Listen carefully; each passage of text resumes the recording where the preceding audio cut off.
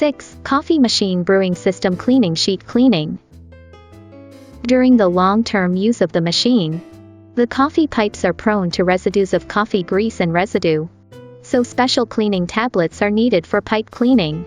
You can view the statistical information in the machine menu.